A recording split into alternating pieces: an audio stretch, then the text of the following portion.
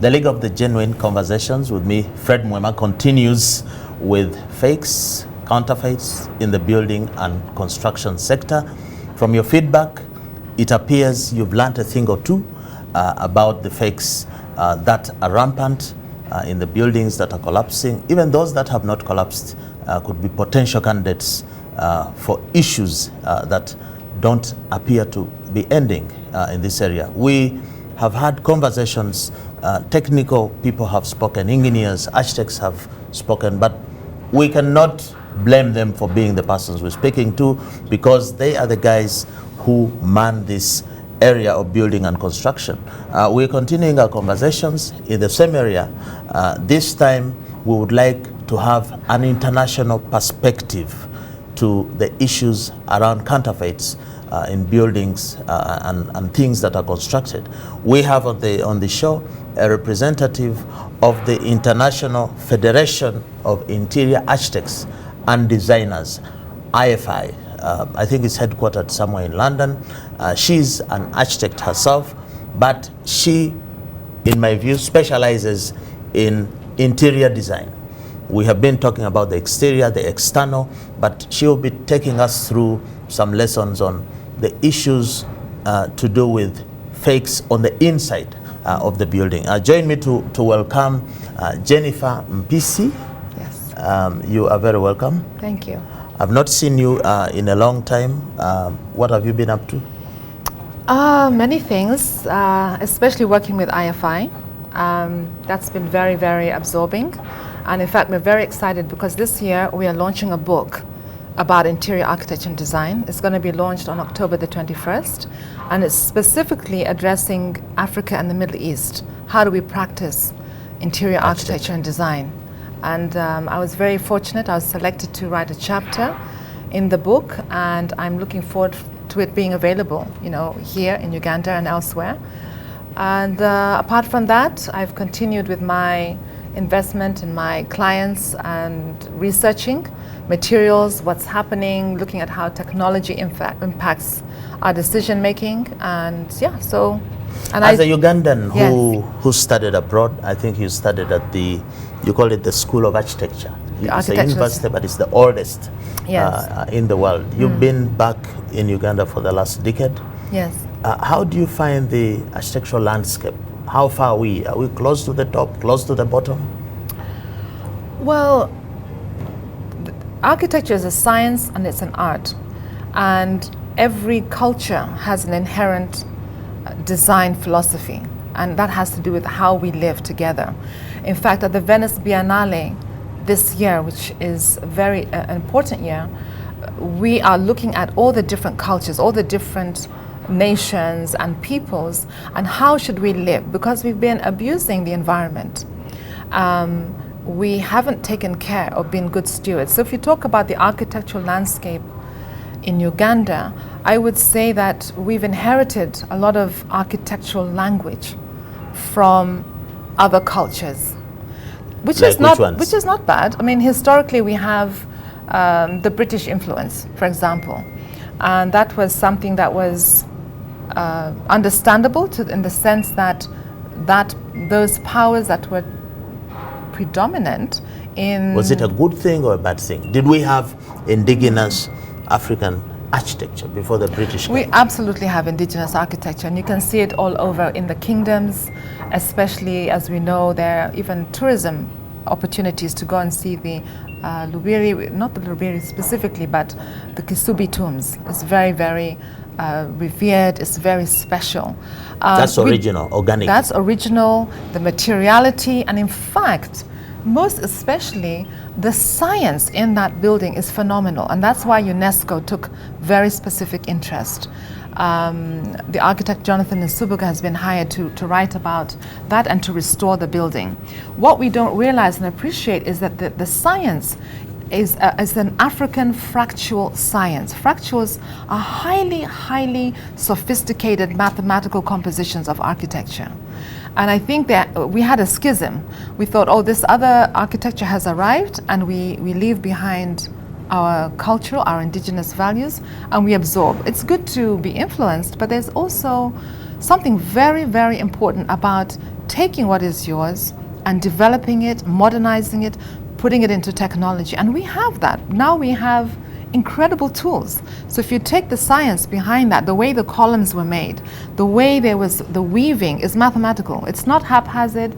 There's no guesswork. I thought it's just a piece of no. structure with grass thrown Absolutely there. not. There is a lot of technique. A lot of technology, a lot of mathematics, a lot of science. It is then phenomenal. Why do they say we Africans are technologically backward? We're not. It's not true. There was a bookshop near my School of Architecture in London, and I would go there. And it was an alternative bookshop, and I bought a book. I beg your pardon, that said Africa Counts, and it was talking about fractal mathematics in everything that we do. Whether it's basket weaving in Zimbabwe, whether it's the mats we make here, you can't tell me that somebody who does that is not good at maths. It's impossible. So we need to take a deep dive. And we need to say there is something critical, there's critical information that we are not valuing about ourselves, and we assume other things that they can be useful. But if we go back to the basics, it's about science. Science doesn't lie. Science doesn't lie. It but doesn't you lie. are here speaking as an ambassador of IFI. a Western organization. Yes. Anything in there to preserve and nurture our African architecture from this, or are you just pushing down our throats Western designs and concepts? Oh no, not at all. In fact, I'm really privileged to be invited to go to Venice for the Venice Biennale, and my presentation, I'm going to be working with students from the Venice School of Architecture and Milan School, and I'm talking about African fractals. I'm talking about the inherent knowledge that we have as a continent and as a people that informs our architecture. I decided to take a specialist course, and I wanted to look at what we call sacred geometry. There is incredible geometry that allows the Kisubi tombs to be built the way it is. It is not haphazard. And I think that there is an important exchange when you understand the value of that knowledge, and then we apply to where we are now. Because yes, I think it's very important to learn from other communities. You asked me a question, Fred. You said, well, how do we value the British architecture that was imported? It is here, but we need to remain critical. We need to remain aware that is it relevant now? What do I mean by that? I see all these buildings with huge roofs, and they're not very heavy. And then there is a slab. Who lives between the slab and that huge roof? But is that British or it's our own concoction? Well, that's a good point. The initial designs, the British homes would always have an attic. So that space was functional. What's an attic? An attic is that upper room. That upper room, and they within the roof. Within the roof, exactly. And so it was what was the purpose of that? It was a functional room. It was usually a room where it was either a kid's playroom, and depending on the socioeconomic group, sometimes it was where household staff would stay, but it was also a game room. It was a room for storage. So did that help in the stability of the building? It was about function. So you see, when you have a slab, it affects the air currents. You know, you have to think about how much air can be circulated in a building. So when we have these slabs and we have an increased cost because you have a much larger degree of roof at the roof angle, you're increasing the cost of the customer, but you're not using the space.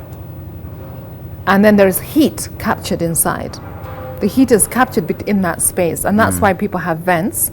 But I think there's a lot more adaptation that we need to make for us. So, absolutely. So, Jennifer, we've had, since you live here, I'm sure you've seen that a lot of buildings are collapsing, people are dying. So, these buildings that are collapsing, do they have a British design, architectural design? Is it a Ugandan architectural design?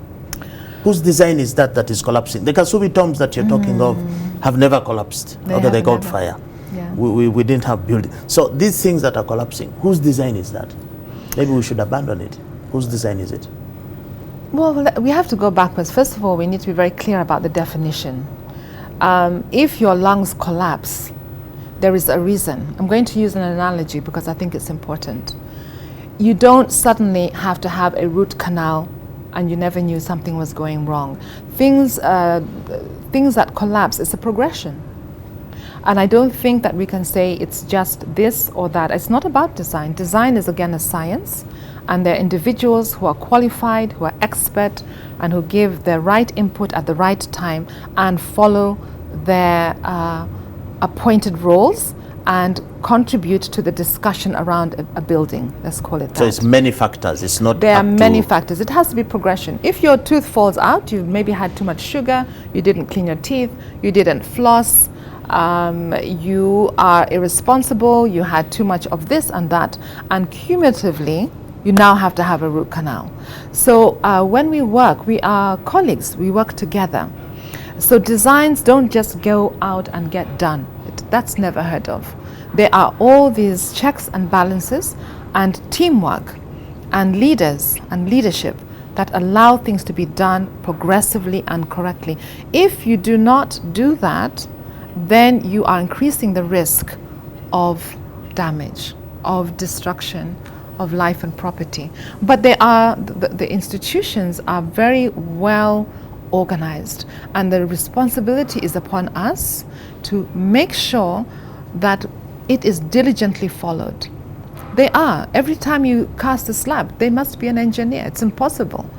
And the question is not just the team, it's nothing to do with the designers, it's a teamwork. So it's the client and the client's appointed agents and consultants, and it's also the technical team. But people are held at very high standards. So I think we need to look a bit deeper into why things like that happen. It doesn't happen So by what surprise. benefits is the IFI going to bring to Uganda? To Uganda? Okay. Is it another talking shop? No, I hope not. I'm excited about the IFI coming because we have very clear core values. We want to educate, therefore educate people who want to move into the profession, and also provide supportive education across the team, because every building has many people.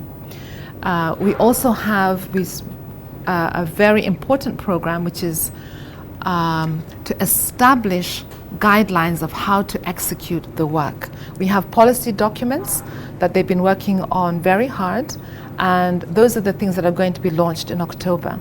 There is also networking. We believe in partnerships. So we have over 40 member countries. We've been in existence since 1963. And if somebody wants to do an internship in Brazil, we connect them with the Brazilian architects. If you want to go to Poland or Switzerland, all of this. This is very exciting. And I've told some young people I'm mentoring, and I'm inviting them particularly to meet the president of IFI.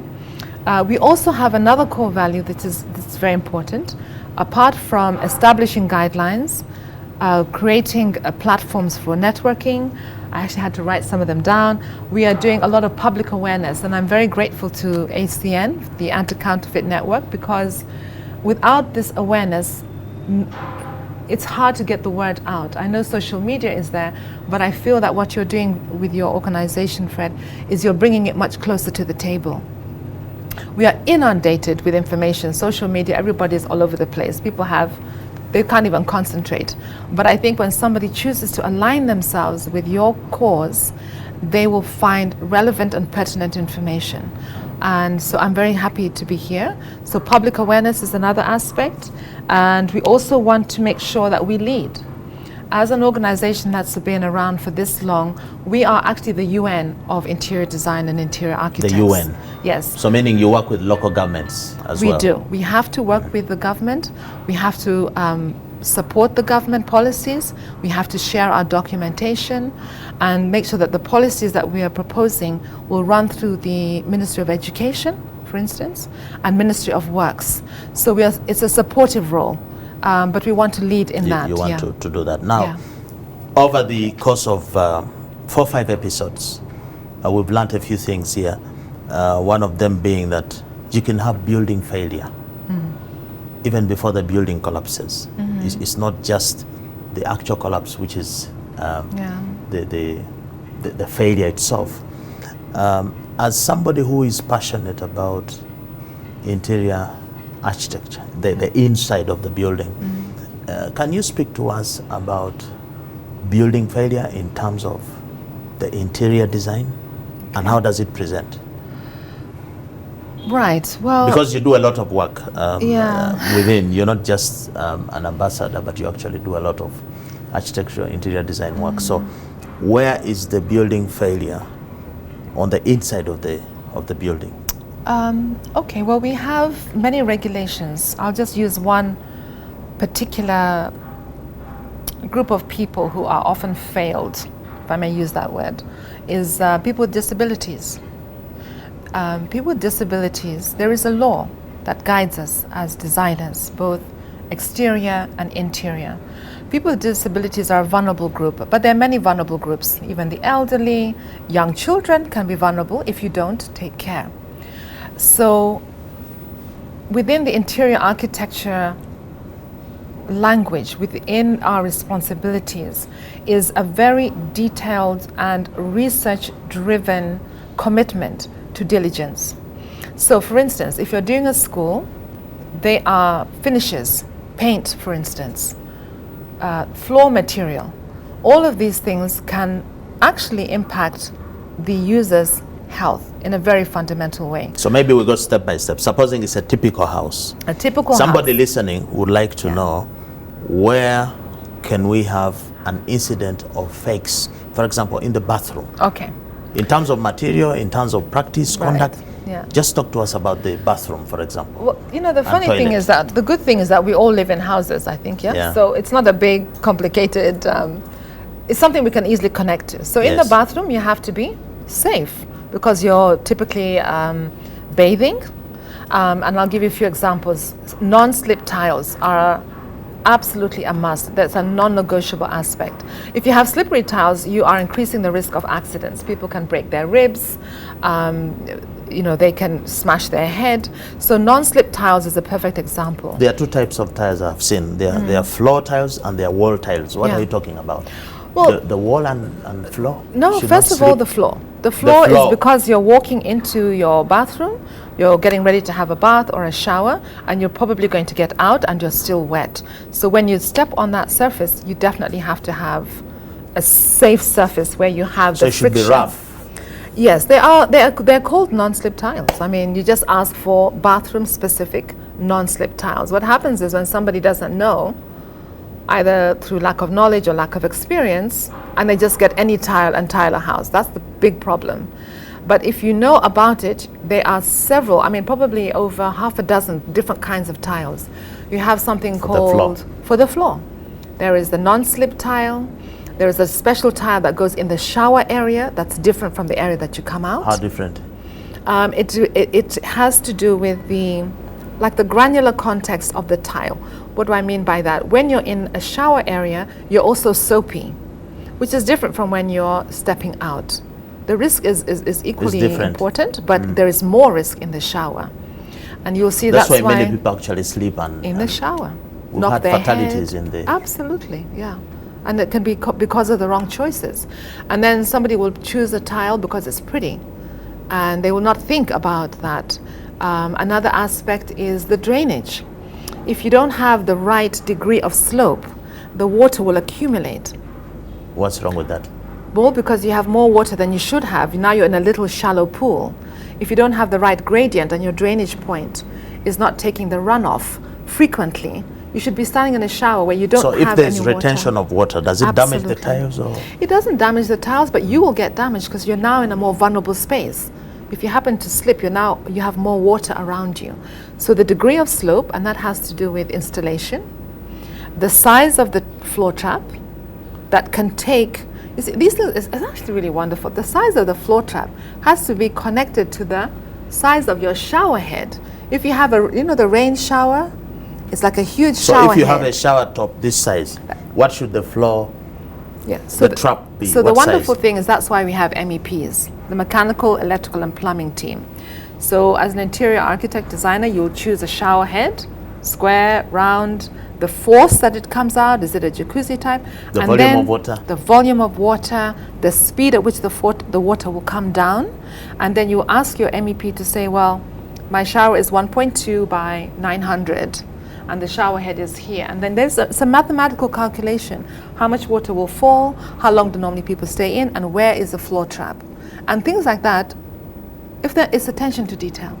If you don't do it properly, too much water, nice soapy area, and you will slip and you'll have an accident. The easy part, Jennifer, is to say, get a non-slippery floor tile, but we have a lot of fakes. Yes. And I am sure that yes. even the non-slippery floor tiles, there are some fake ones. Can you speak to that? Yes. Do we have fake bathroom tiles, non-slippery tiles? Have you seen them on the market? Well, what I've found on the market is that the people selling the tiles themselves don't know what they're selling. They don't know what they're selling. They don't know what they're. I'm sorry. I'm talking generally. So if you haven't done your homework, and you're told that you need to make so many sales, someone says, "Is this?" So the person asking, first of all, doesn't know. The person selling doesn't know. And an exchange. So you there's have a two people who don't know. Two people who don't know, and maybe the owners of the business have provided some training, but I think they should definitely have much more training. I've often been in stores and I ask them, then they say, hold on, let me come back to you, because they didn't have enough information. So I actually offered to do some write-ups. What I did is I went and did my own research. I was taken to a factory in Italy, and I was shown how they make tiles and why this one is a non-slip, why this one is this, and so on. So I think we need to invest in training. So people just have money and then they want to do a business, and they just go and open up a tiles store. You're saying that selling these interior building materials is a specialized, it's like having a clinic. Oh, absolutely. Or a law firm. You don't just... Yeah, absolutely. And there's absolutely nothing wrong with having the business, but there must be an investment in the training. people who are selling to say, we have 3 grades. This is the grade for a high-powered shower. This is the grade for this. This is the grade for that. And so when the team comes to do the procurement advisory, they can actually speak very specifically. But it takes time. It takes commitment. It takes diligence. And then if it's not there, normally I'll get into a good conversation, and then the owners respond very positively as well. And they say, I'll get back to you. And they'll say, we're going to bring that tile in. But we're manufacturing tiles here. Is that a good thing? I think there are some tiles that are manufactured here. Does that help to fight the issue of the fakes, or the problem remains the same? So let's define fake. Fake is the misrepresentation of the material. I mean, that's what we're talking about. Yeah. So the true representation, somebody can say, this is a good rough textured tile, and they stop at the information that they understand. Okay, and that's the basic. Fine. The basic, and just say, and if somebody becomes more specific, yes, we're making tiles in Uganda, that's fantastic. And then we need to make sure that the tiles that are coming out have the specifications and the criteria that match the needs. And then this goes back to the practitioners. If the practitioner is not asking the right question, then you'll get a wrong answer. So if you don't know that you need to be able to ask a granular question, then you yourself will just be, you get a kitchen tile and you'll put it in the bathroom, not so? So I think it's a collective. How should the kitchen tile be? Kitchens, kitchens are very important. Kitchens is where we prepare our food, right? When you have grout, a lot of grout in between tiles, you're increasing the risk, by the way. But grout is good. I thought it's grout supposed to hold. Grout is important, yeah. So too little grout, the tiles will fall off. Yeah, but even the quality of the grout, the gap, the spacing of the grout, because the grout is an area, and you've seen it in a bathroom, they call it mildew.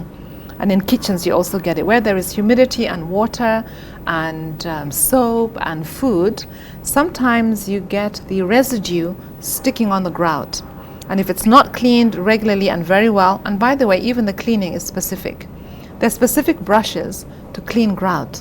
And if you don't do that, you leave the microbes there, and there you are doing the next meal. Things are all over the place. Does that cause contamination of the food in the kitchen? It does. So the kind of tiles you use can actually attract microbes and the grout. get into the food. Absolutely. So that's where we get food poisoning. It's one of the ways that can happen. It's, you know, a combination of hygiene. It's a combination of people knowing what they're doing. There's some stores here I'm very excited about that sell very specific brushes for cleaning tiles, even for cleaning the grout area. But when you're a practitioner, you have to tell your client that this is the cleaning equipment you must get, this is the brush, and I encourage my clients to always buy the solution to keep their home Most people in their homesteads will just get a small piece of rug. I don't even think that the cleaning of the tiles is put on the to-do list for even a month. Unless some milk spills, that's when they might clean. So you're saying that as part of the maintenance job, or on your interior, you must always clean. It's fake for you not to be cleaning.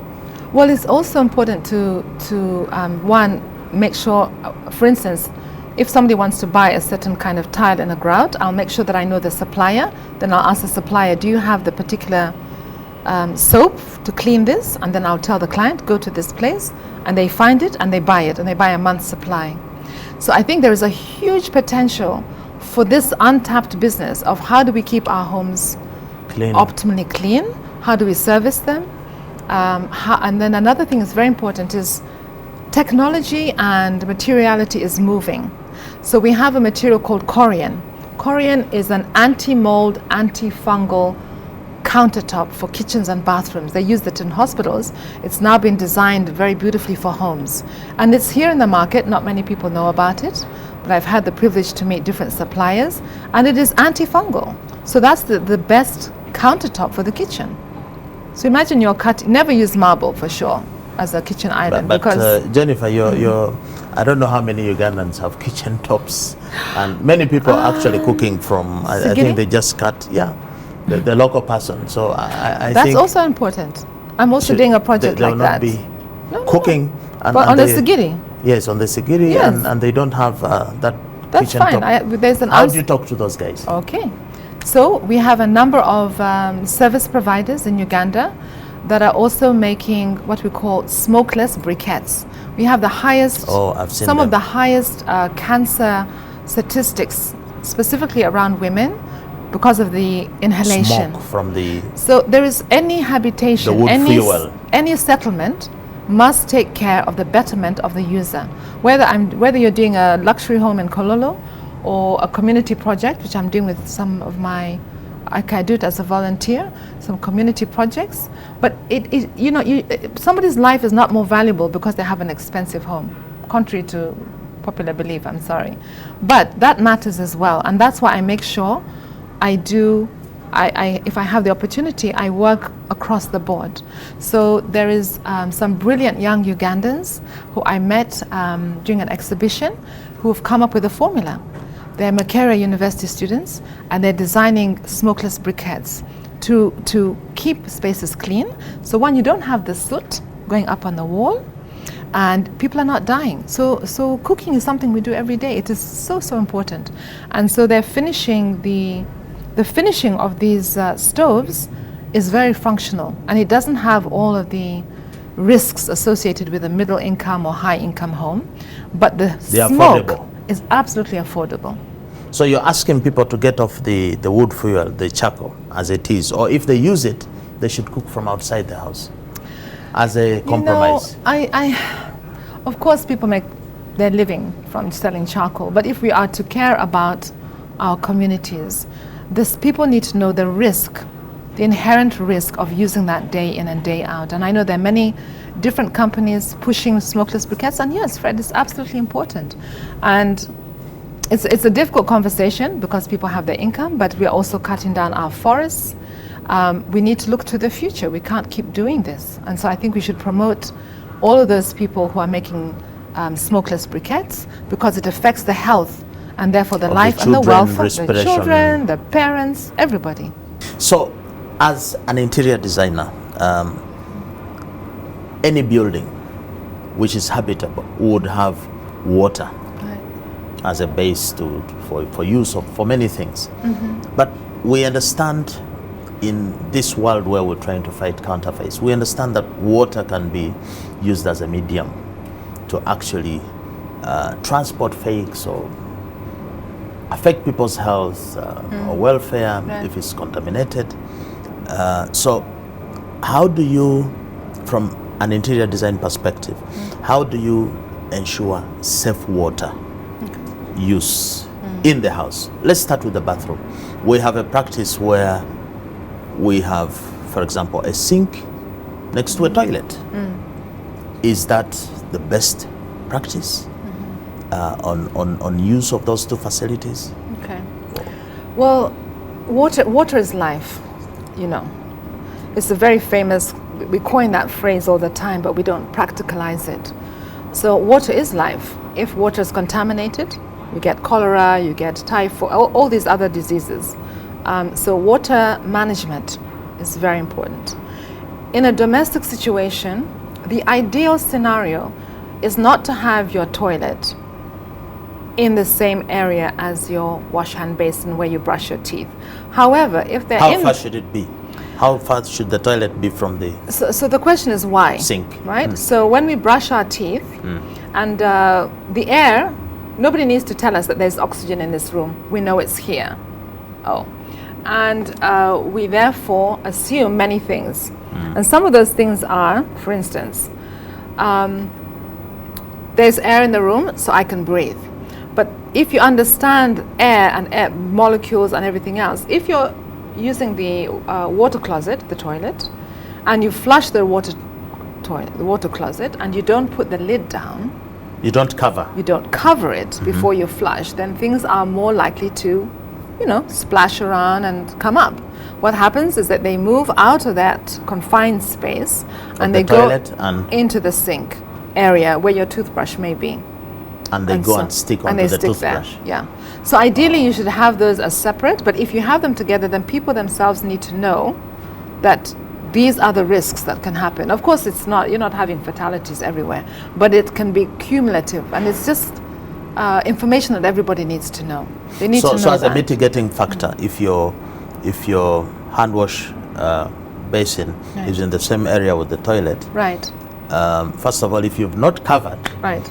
If you don't cover, then is it a good practice to always first wash your toothbrush before you use it? Well, I guess so you clean off the bad guys if any bacteria was there. Yeah, I think what we're talking about, Fred, is the thought process of doing whatever I do in my life environment. So the best thing to do is to modify and change designs where possible, although we are very accustomed to that, or give your clients... What's the best design? What's the best design? The best design is make the toilet separate. Keep the toilet separate. Sometimes people have a toilet in the house, but it's in a separate cubicle. It has some glass. You've seen that? A lot of hotels will do that. There'll be one space, but you'll have a glass cabinet. It's a bathroom. The bath is there. Exactly. But then there's a glass separate. cabinet. Yeah. Okay. That's also very feasible. But I think this is also a journey. So it's not about, everybody who's done this is really bad, but people have found through research, through documentation, that people are getting ill and they can't find the problem, and they find that the problem is in their own home. And so doctors research, and those people who are committed to looking back at the source of the problem are actually informing us in our practice. And so it's a journey. So I think that's very exciting and very important. But if you're a practitioner who's not interested in research, who's not interested in finding out what are the latest environmental issues I must be aware of, so I redesign the structure, or I re-inform my client, then there's some... You get issues. But back to water, one dermatologist, a skin doctor, yes, was talking to me one time, and he said that a lot of the skin diseases that the children or everybody in the house will have will actually be coming from the tap, from the tap, the water that you bathe. And my little science tells me that because water going against a metal or iron or whatever it is, there will be some rust, so it would attract some, some organisms to develop. What should we do in the bathroom with the taps to ensure that there is no contamination in that the water that we drink or brush with does not have bacteria or whatever microbes you call them?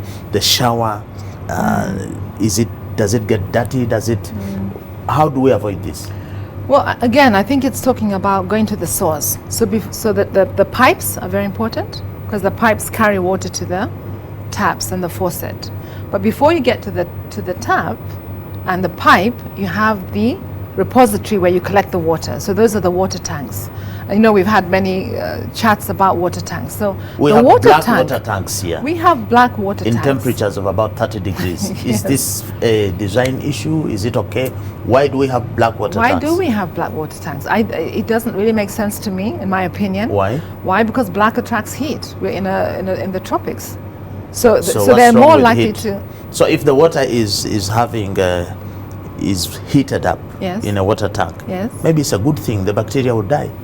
But the bacteria will grow. If anybody's done chemistry, there's some nice temperatures where bacteria will grow, like a culture, when you do your biology class. Yeah? Oh, So cultures can grow, algae will grow. So you need to have a water tank that deflects the heat, not attracts the heat Exactly. inside. So if the water heats up and then bacteria grows in the water, Yeah. so you're saying that we're taking contaminated water actually from these tanks. Well, let's just use this as an example. So you have your water tank. Dust, all sorts of things in the environment will come and they will float and they will sink to the bottom. So the point at which the connection that connects to your house Is at the bottom is of at the the tank. bottom, you're more likely to have What's issues. wrong with that? It should be at Well, it should be somewhere where the water is still, Clean, around fresh. the middle. Yeah, if your outlet is higher, of course there are all the issues around pressure, but if the outlet is higher, if your outlet is down here, you're just taking in all the worst water. the worst part of the tank, yeah. The fake water is what we are actually getting into the Well, house, it's into the yeah, showers. and So it's you get the contaminated. skin diseases. The small children are brushing with it. Everybody's.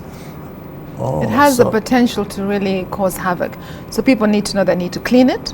So when you're doing interior architecture and design, interior design, there is a whole plethora of research, and you make sure you understand what are the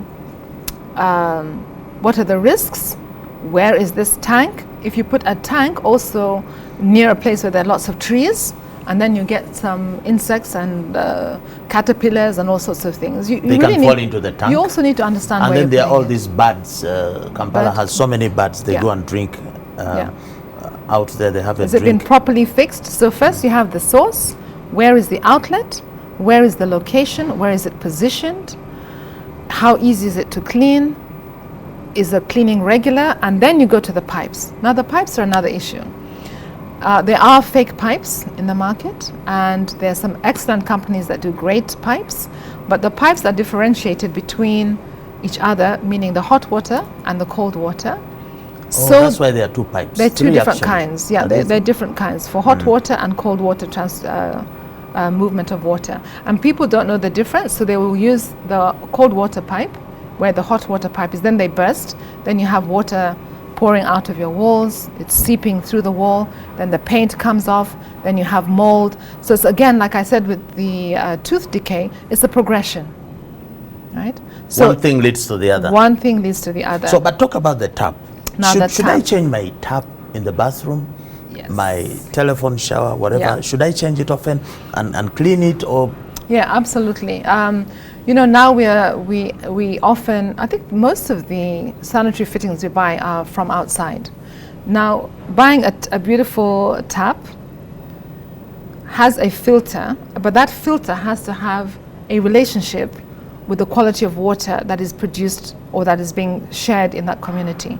If the very fine filtration means that it's going to stop things from coming through. So yes, you must unscrew it, you must clean it and put it back on a regular basis. If So you we want have to your buy optimum. that tap, that No, end. there's a filter at the bottom. That's why you How need to- often should How one often? change?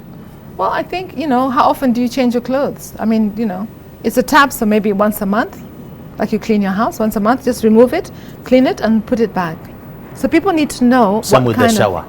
Same with the shower, because you can't see everything. So if you're trying to mitigate degeneration of yourself, then you need to put in a program. You need So to these say, people who are humming songs and singing in the bathroom, they're swallowing a lot of bacteria. yeah, potentially, dear. yeah. I think as human beings we're very resilient, but I also think that if you don't know, you can have a cumulatively dangerous situation. So we actually get into our bathrooms not clean and get out not clean.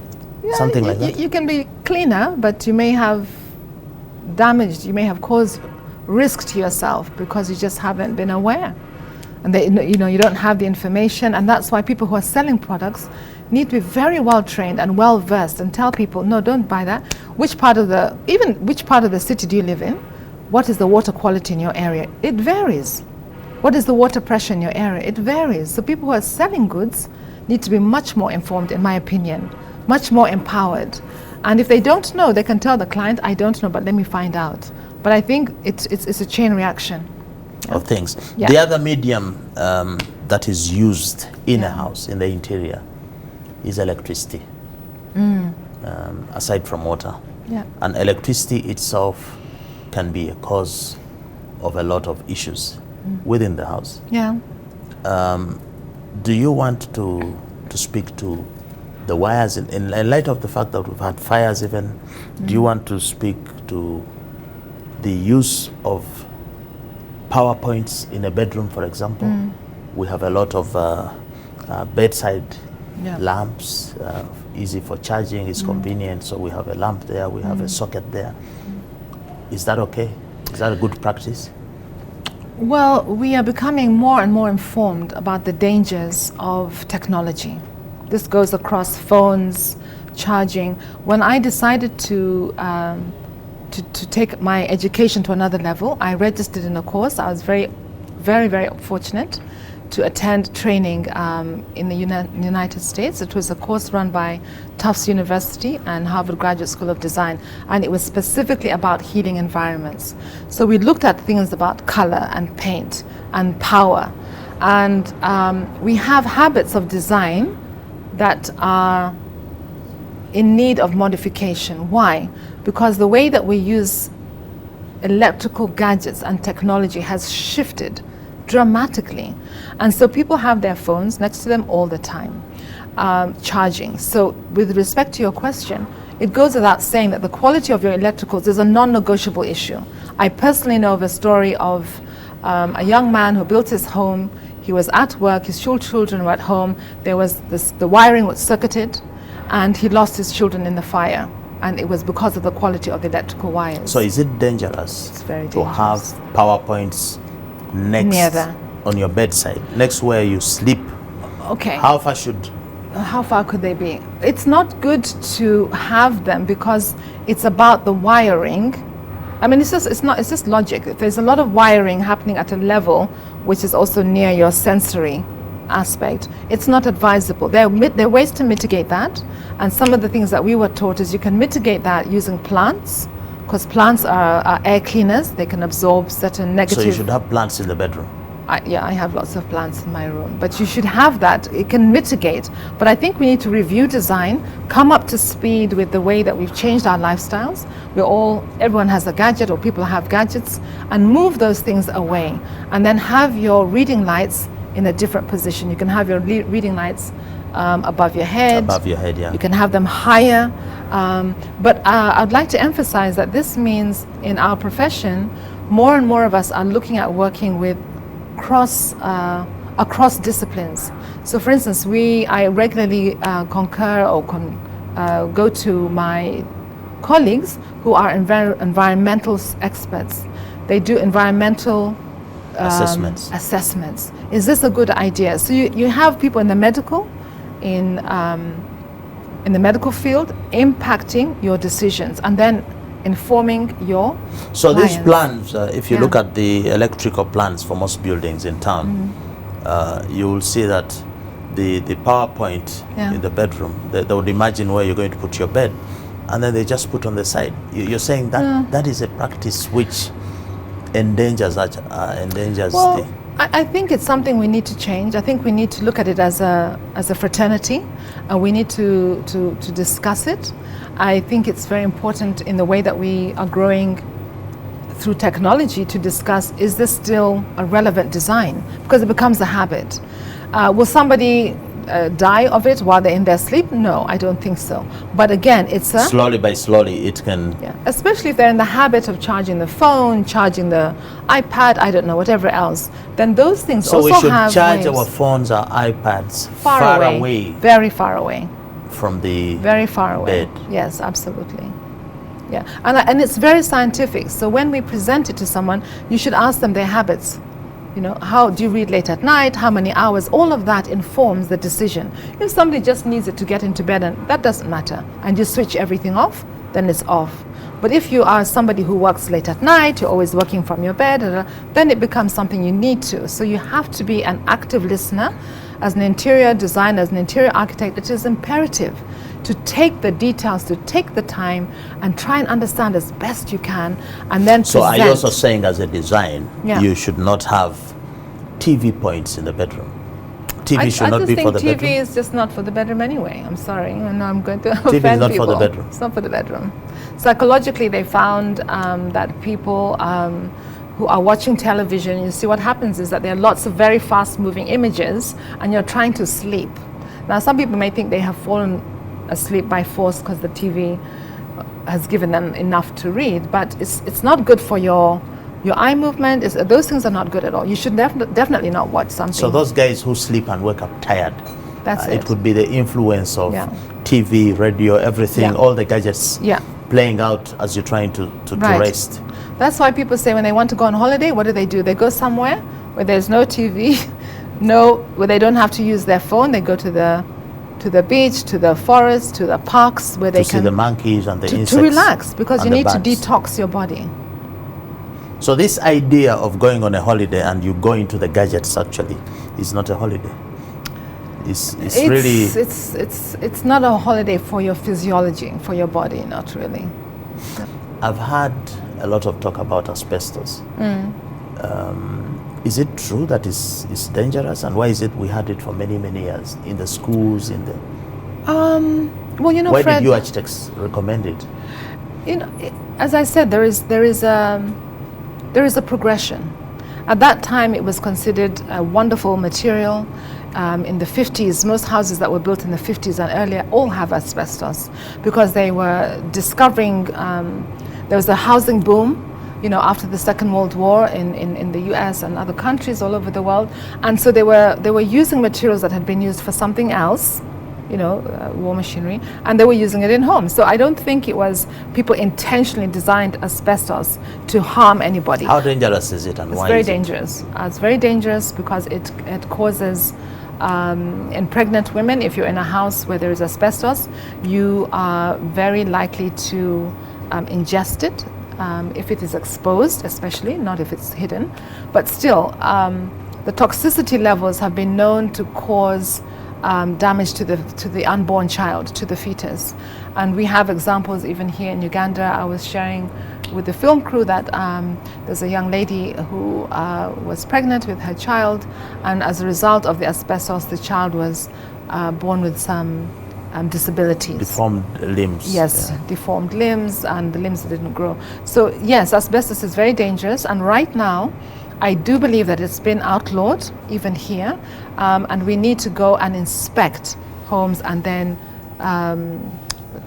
you need to say that it is not habitable. It is not a habitable space for people, and then remove the asbestos and replace it. This is very, very important. Let's talk about paint. Yes. We have a lot of issues around Yeah. the quality of paint, a lot of fake paints, a lot of companies that come up. How is paint a factor in contributing to the fakes on the interior in the house? So paint. What should we look out for? What should we look out for?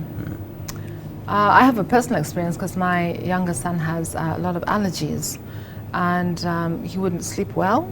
You know, he'd wake up with swollen eyes, and I was trying to find out what is the problem in the space that looks like it's fine. So paint quality is a science. There is toxicity when you use the wrong paint, that's outdoor paint, and you use it inside, for instance. And people don't seem to think it matters. It's just, it has certain names. But it's because of the ability for the paint to keep releasing its, you can sometimes smell a very strong odor.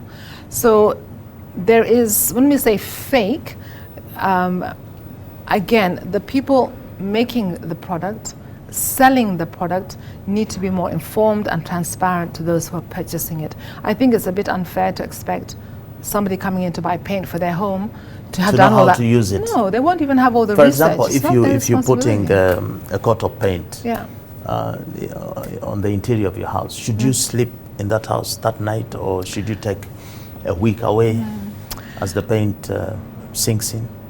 It depends on the choice. I mean, I only use a water-based. If you use water-based paint, it's fine. If you use an oil-based paint, it is absolutely not fine. And it can cause headaches, migraines, loss of smell. There are lots of things that affect people. So and definitely if you have small children not. in there, it's even worse. Yes, absolutely. Schools, definitely not. Even, you need a week, not even a day.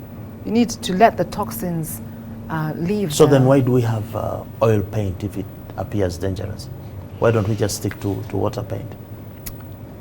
Good question. The oil paint, I think, is also a result of people looking for a solution to waterproof the skin of the building. How much oil paint and what oil paint ingredients you put is what makes the difference. And that's why the monitoring of the production of paint is critical. I mean, something doesn't become counterfeit when it's in your house. It becomes counterfeit way before, because the formula. What's the formula? And again, it goes back to people being knowledgeable, being transparent, and sharing information. So when somebody comes, you need to say, how many children, what age? No, please don't use this paint inside, only use this one. And people will go for that. Sometimes it's cheaper. You know, water-based paint somehow is very expensive, and it just doesn't even make sense. That's what everybody should be having in the interior. And then there's this whole idea of maintenance and cleaning. I do know that there's some very good products that are here now in Uganda, and there is a company that's promoting transfer of knowledge. They do workshops, they call you in, and that's how every company should be. You can come in, you can find out about the paint, you can ask questions. There's one that has a mosquito repellent in it, fantastic. But then you need to ask a question. If my child has allergies, can I use this paint? How long do I need to let it dry before I come in? And that knowledge is transferred to the practitioner. So even if the interior designer knows, he or she must tell the painter. And then the painter also knows. So the issue is that we, the consumers, the users, are not getting adequate product knowledge. Yes, absolutely. We just buy the paint and put it. We're not given any instructions. Yeah. Before we end, there are so many things about the interior design of a house. If I come to your house, I think one of the things I'll be looking out for are the curtains. Curtains, yeah. Beautiful piece of linen there. Is there any point of concern with curtains as a source of affecting the health and welfare of the people inside? Absolutely. Curtains are fabric. And the way curtains are made traditionally, they multiply the width of your window times 3. So you have a lot of fabric, and what happens? It becomes a sponge. It collects odors, it collects dust. So those have to be cleaned regularly, number one. Every home must have a management system. You need to have regular patterns and check, especially if you see people at home not feeling well, perpetual headaches, sneezing a little bit more when they're in a certain area. We need to pay attention. So curtains can harbor things, but they don't necessarily cause a disease, because then the doctors are going to call. The personal hygiene is very, and very having important. A system. Some mosquito nets, the ones that are drenched in a solution to protect you, you just have to pay attention. I mean, we had an unfortunate situation where my son would wake up with swollen eyes and sneezing because of the mosquito net, and so I just decided not to use them, I beg your pardon, and to make my own net. So I went and bought a net and made it myself without chemicals, because of his particular sensitivity. So it's difficult to put everybody in one basket, but people need to pay attention. Product information is critical. Asking questions as an interior designer and responding to your unique client's needs. You need to take time. I mean, I have a whole questionnaire, like, so what is this? What is your lifestyle? How often?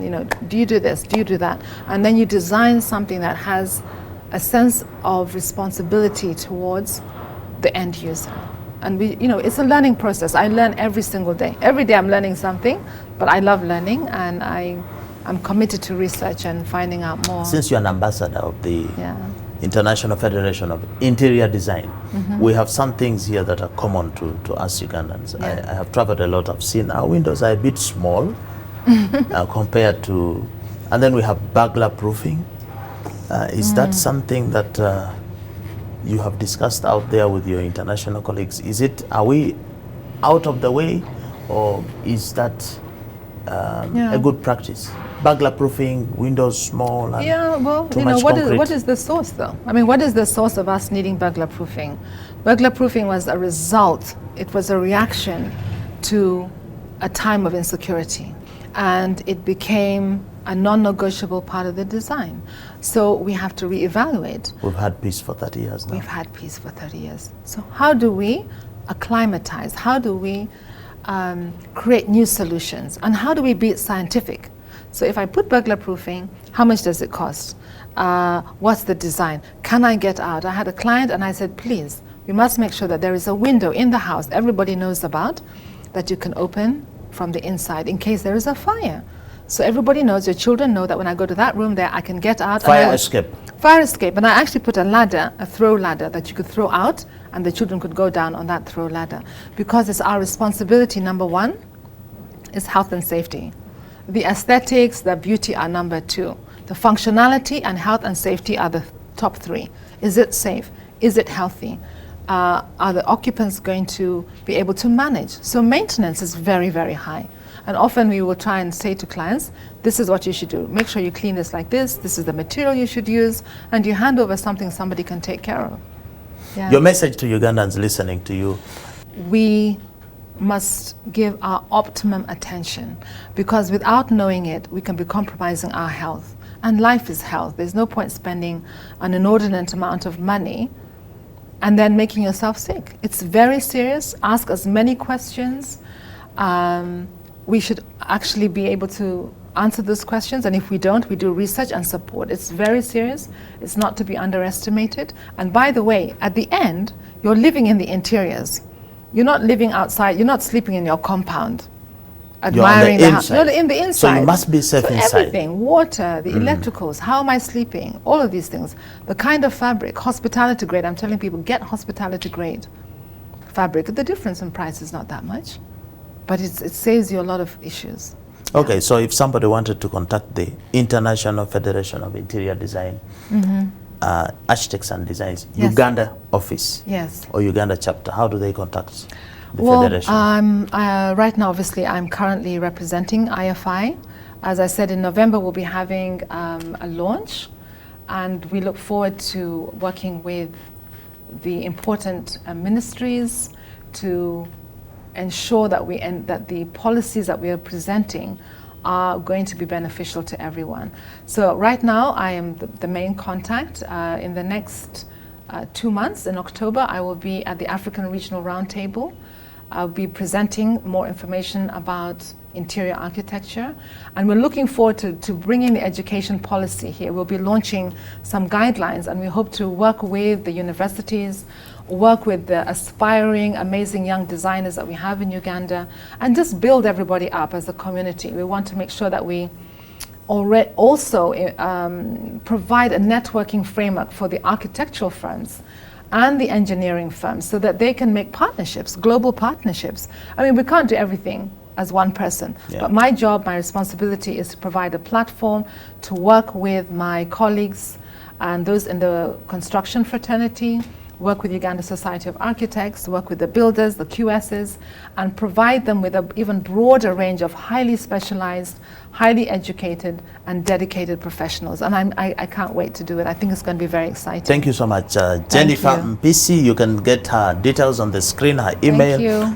telephone contact. I think the message is loud and clear. You are saying that we do not have to wait for a building to collapse, actually, to make it safe.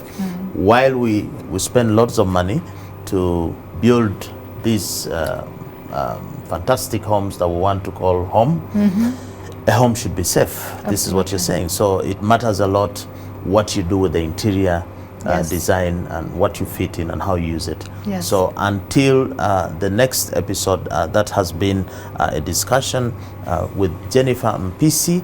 You can follow us as usual on the social media handles.